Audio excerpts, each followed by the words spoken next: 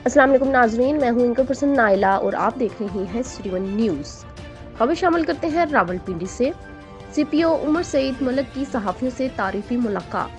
तफसीलात के मुताबिक सीपीओ रावलपिंडी उमर सईद मलिक ने सहाफ़ियों से मुलाकात में कहा कि रावलपिंडी में क्राइम और कब्जा माफिया का खात्मा करने की भरपूर कोशिश करेंगे। मंशियात फरोशों के खिलाफ गहरा तंग करेंगे जो नई नस्ल को तबाही के दहाने पर पहुंचा रही है। आवाम को हर मुमकिन सहूलत फराहम करेंगे और पुलिस फोर्स के मसाइल हल करने के लिए हफ्ता में एक दिन बरोज बुध को इनकी सुनवाई होगी और इनके मसाइल भी हल किए जाएंगे।